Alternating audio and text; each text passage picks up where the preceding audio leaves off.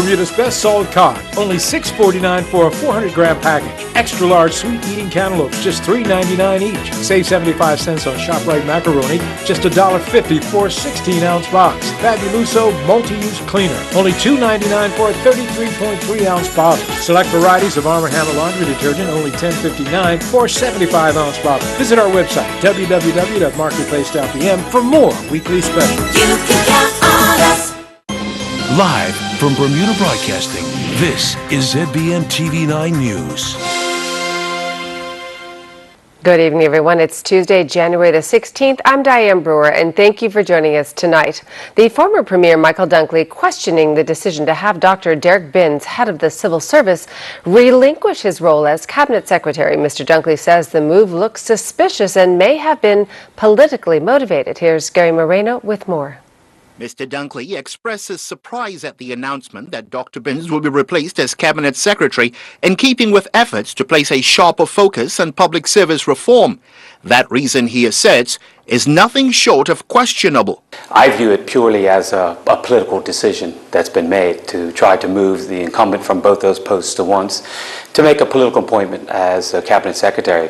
And I think it's an unwise choice at this time, and I find it quite amusing, but at the same time concerning that the media release by the government will cage this as we're following SAGE Commission report recommendations that they've done. According to Mr. Dunkley, the suggestion that this decision is in keeping with the recommendations of the SAGE report is, in his opinion, disingenuous. And in fact, from the beginning, they were vociferous in their comments against the SAGE Commission. They called it the Cuts and Pain Commission. The former Premier argues that while the OBA was in power, it worked diligently to reduce the cost of government.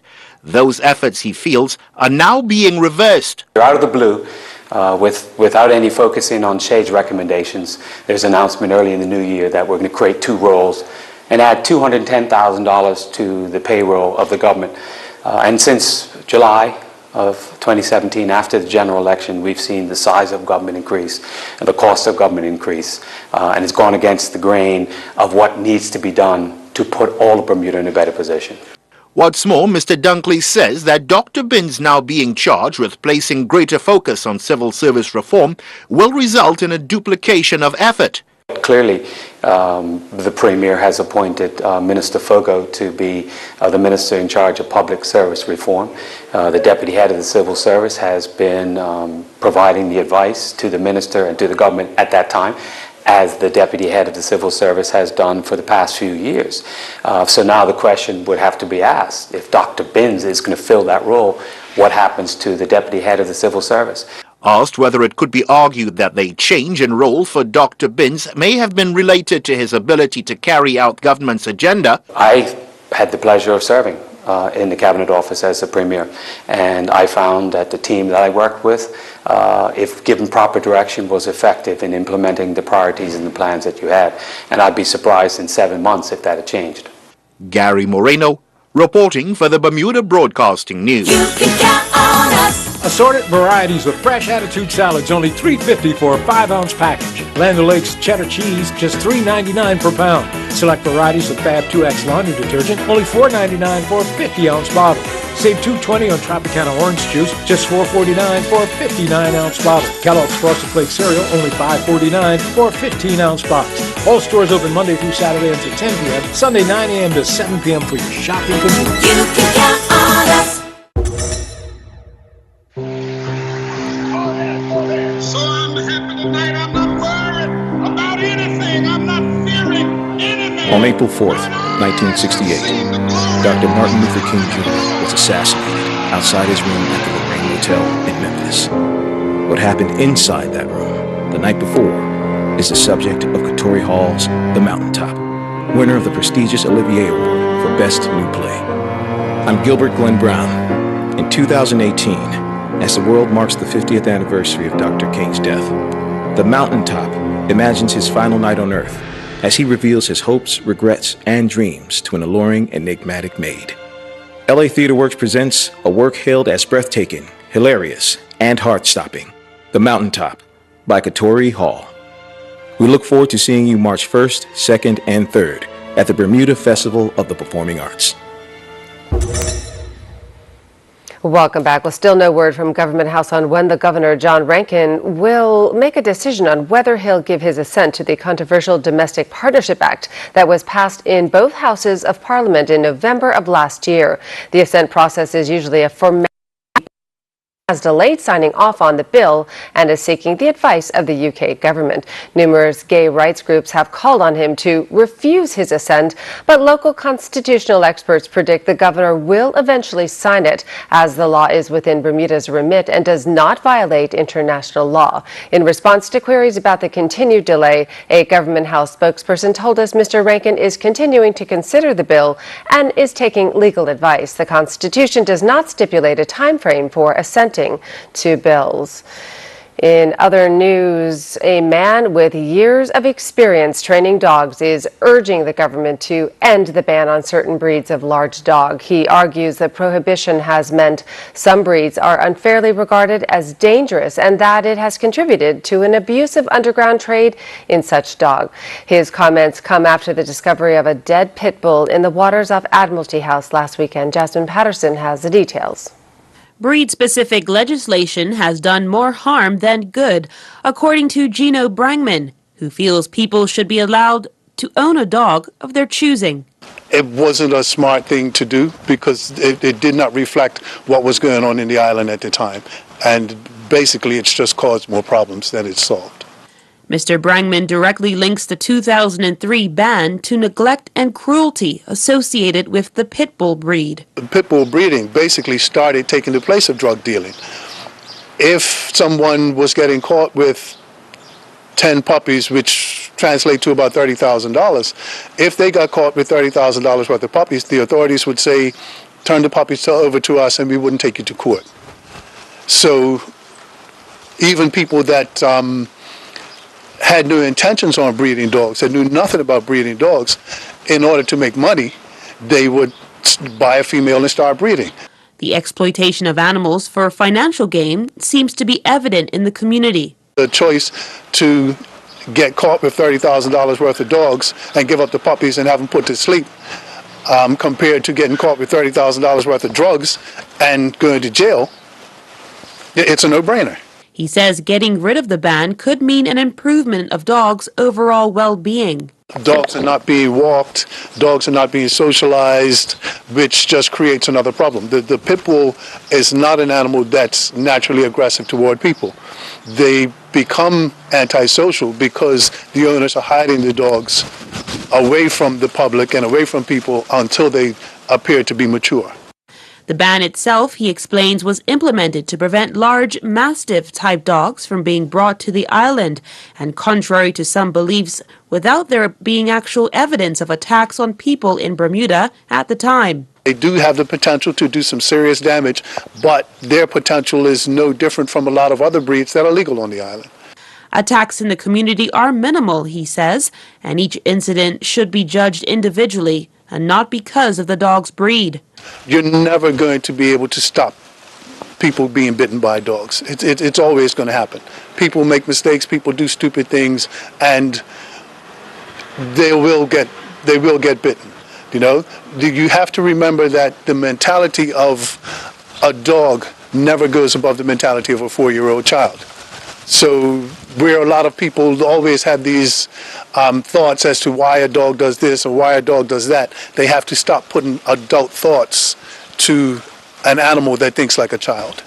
Currently, there is lack of enforcement and the inconsistencies in the court system, which he says does not deter abuse. People would feel a lot freer to come out, exercise their dogs, socialize their dogs, take the dogs to the vet, get proper care for them.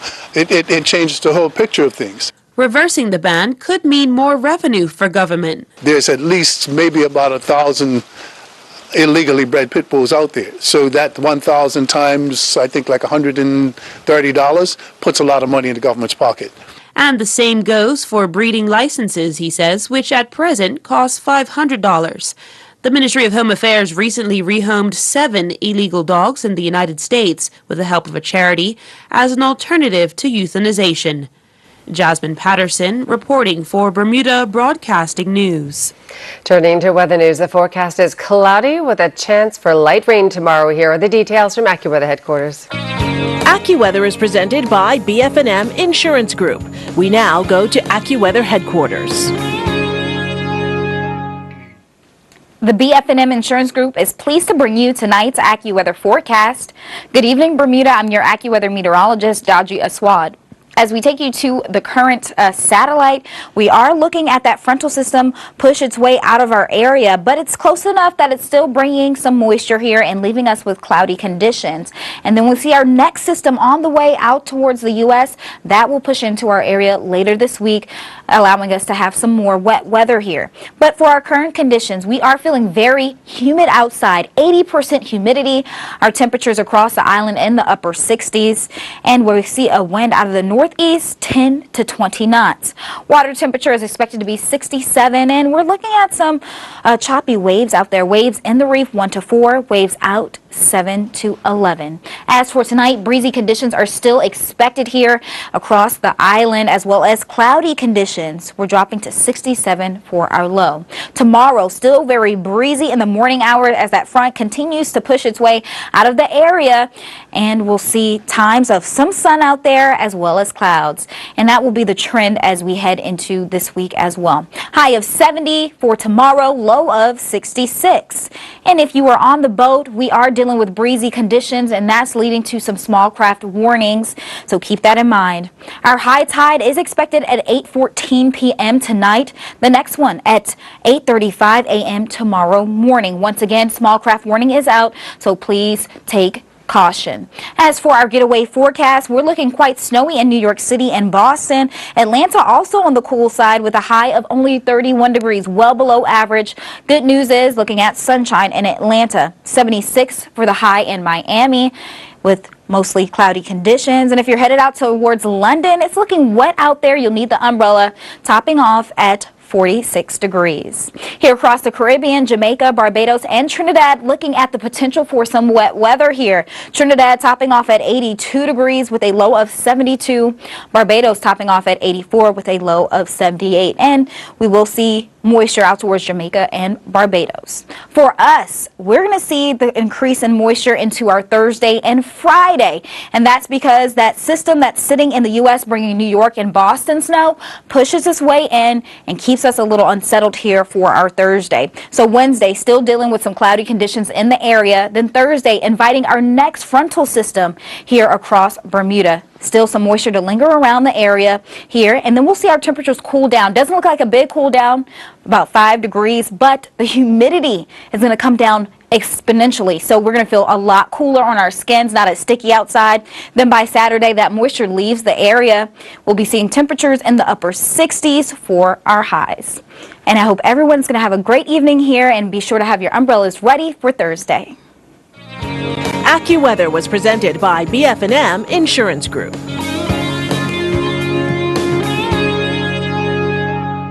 At Big Savings Zone, we believe your children deserve a happy space to call their own, full of color and excitement, where their imagination can take flight from fun to functional. We have a delightful selection of kids' furniture built with the same quality that you've come to know and trust at our everyday low prices. Create a room that your little ones will love only at Big Savings Zone. Open Tuesday through Saturday, 9 a.m. to 7 p.m. Located in the Commercial Park, Southside, St. David's. Call 297-4440 or click BigSavingZone.com. Big Savings Zone, making your house a home.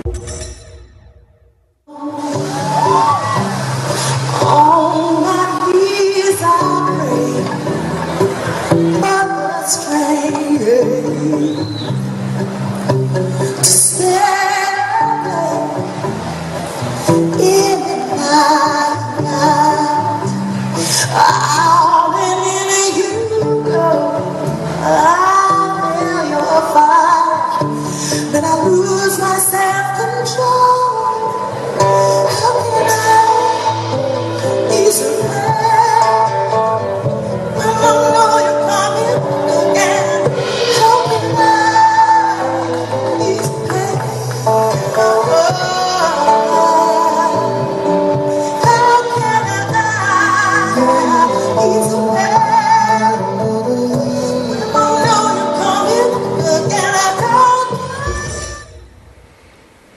The heads of private and public schools are teaming up to host a series of free workshops to empower families. They'll be on topics like 21st century parenting and family budgeting. The workshops will be held next Saturday at Cedar Ridge Academy from 4 p.m. Jasmine Patterson There's reports. no handbook when it comes to parenting.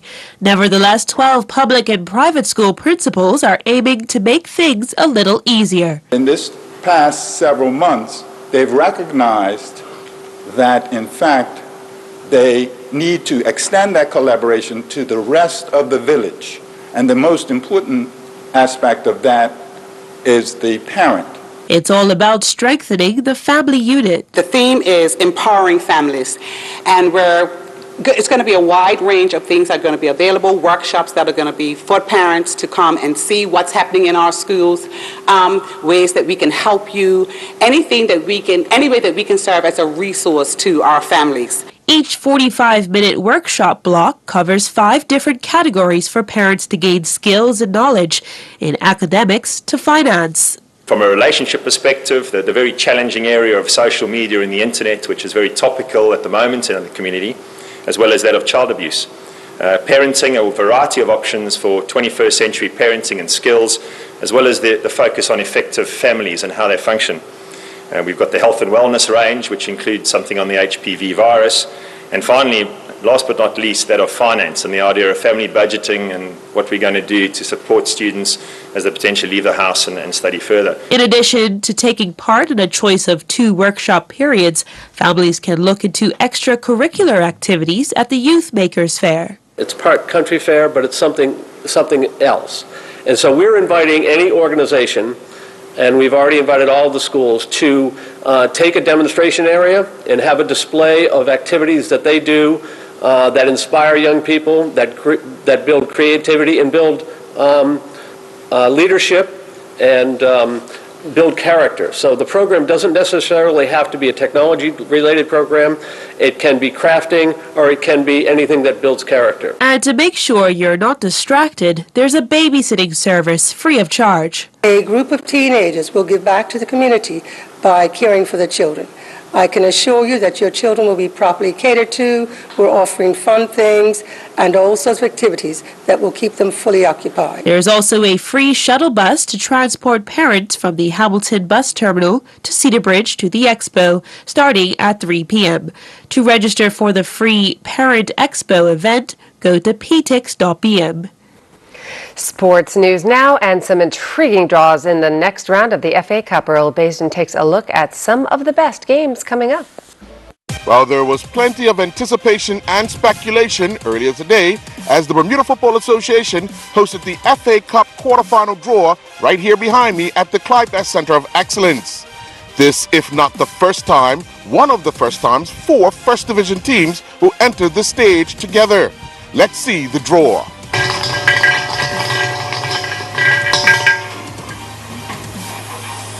Southampton Rangers.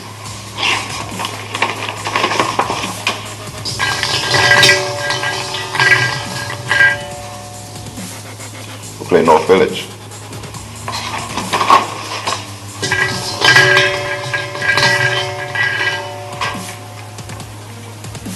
Dandy Town.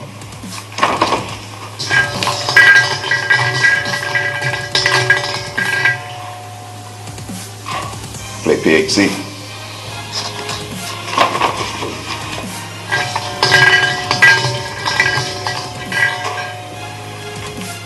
St. George's.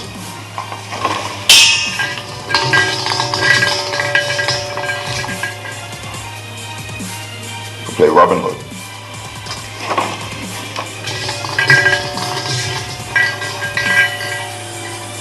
BAA.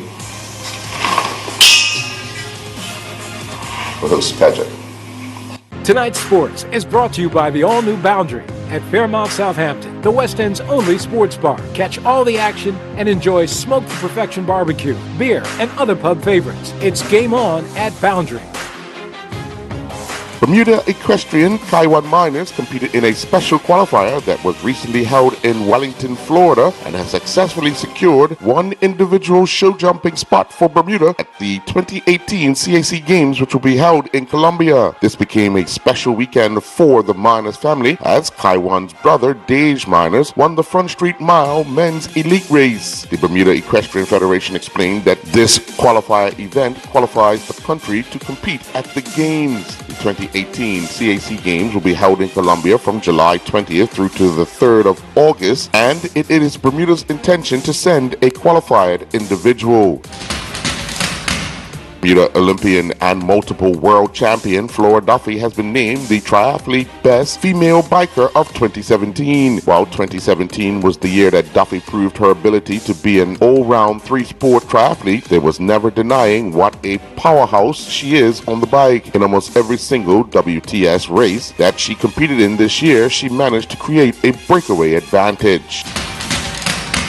Ariana Barasteri, a former Bermuda High School student, competed in a World Cup fencing event in Italy. The 17-year-old represented Britain and took on Maya Herman from Australia. Herman would advance, winning 5-2.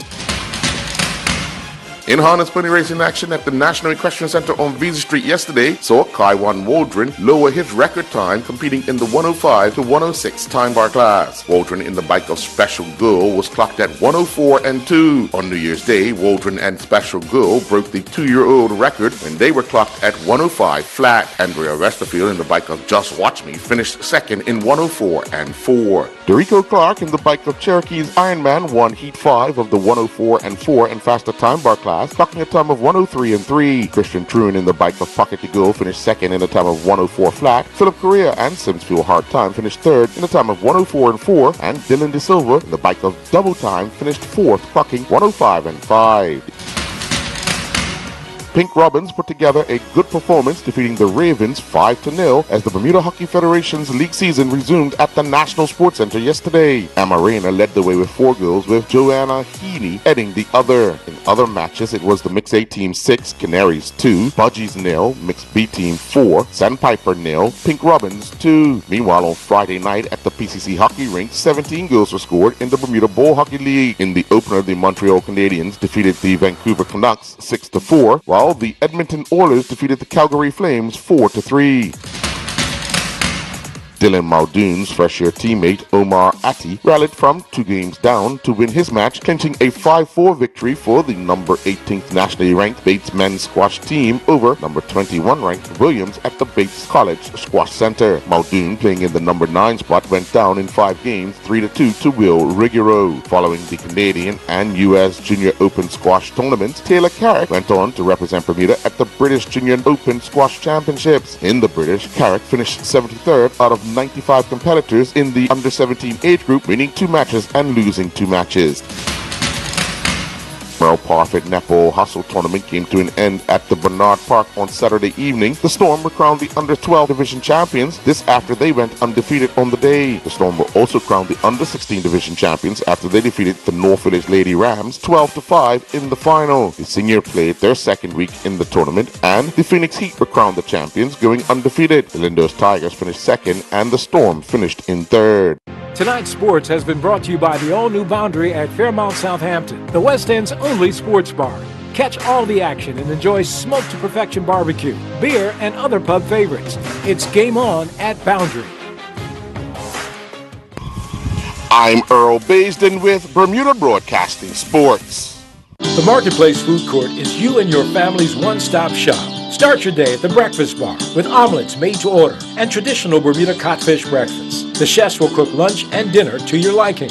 Along with the salad bar, sandwich bar, sushi bar, and fruit bar, the Marketplace Food Court is your kitchen away from home. Every day is hassle-free with nutritious meals from the Marketplace Food Court. Visit us 7 days a week. Homemade cooking, quality service, all at prices you can count on. FIFA World Cup 2018 is the showcase of the world's most popular sport, and Bermuda Broadcasting Company will deliver all 64 games in high definition. This is a great opportunity to present your ad during the most prestigious sporting event. For more information, email sales@bermudabroadcasting.com.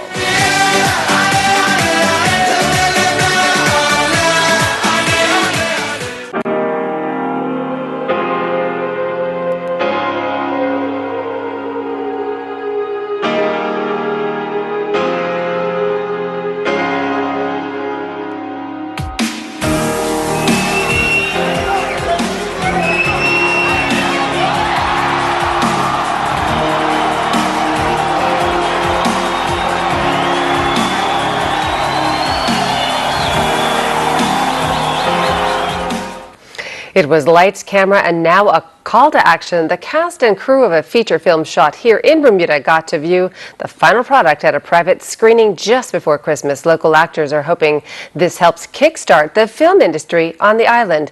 But as Gary Foster Skelton found out, a lot more needs to be done to make Bermuda more competitive as a filming location. First time in Bermuda? Yes. Oh, baby moon. You saw the same blood I did. You should be out there looking for him.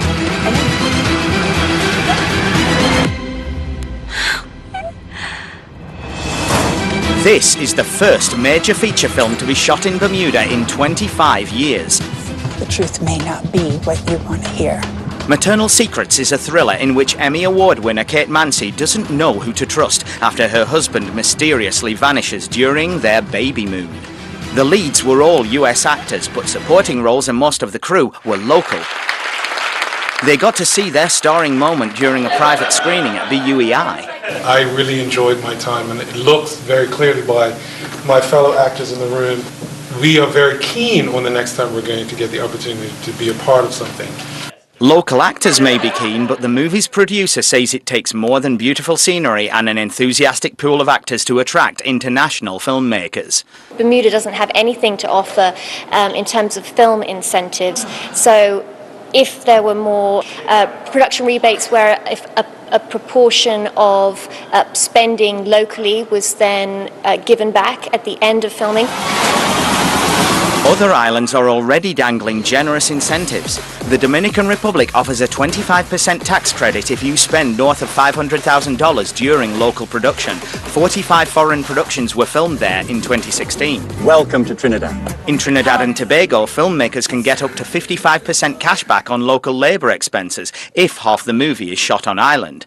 Governments have taken note. As long ago as 2016, at a film industry forum, then Minister of Tourism Michael Fay said Bermuda needs to find its own model. We are so far behind the 8 ball on it. It's actually quite embarrassing. The Bermuda Tourism Authority, the island's official film commission, has been advocating for more to be done, but ultimately it's the government's decision on what sort of incentives to offer. Regardless of what's decided, Bermuda already has one big competitive advantage: its proximity to the United States. We're an hour and a half away. It's really easy from New York. If you need a part, you need a piece of equipment, it's really easy to get to Bermuda. Bermuda is not a hassle to film in. But, you know, same with tourism. People don't know where Bermuda is. These beautiful, crystal clear waters. High-profile events like the America's Cup may help with that problem. And now that Maternal Secrets has secured a distributor in Mar Vista Entertainment, the island will once again be gracing American TV screens. And if Bermuda was to lure more filmmakers, local actors already know the roles they'd love to play. Romance, definitely. I mean, we have the scenery. Just really feel good, happy films and things because Bermuda's so familial and everybody knows each other. I could definitely see a few adventure films as well. You know, some of the landscapes we saw with the cliffs and the water. Maybe golf. The boats and golf. Everything. Sounds like the perfect spot for a little Pirates of the Caribbean 6 filming, no? I'm Gary Foster Skelton for Bermuda Broadcasting News. That story by our very own Jack Sparrow, Gary Foster Skelton, of course. And before we go, a quick advisory. Don't forget to place your Christmas tree out to the road to be collected this week. The Ministry of Public Works says that Christmas trees will be collected the East End tomorrow and the following Wednesday, January 24th in the West End. The department asks that all tinsel, lights, and ornaments are removed as the trees are composted. Call 292-1517 or visit the Recycle Bermuda Facebook page for more information. And that's our newscast forecast for tonight. I'm Diane Brewer. Thanks for sharing your Tuesday evening with us, everyone. Please drive safely on those wet roads. Good night.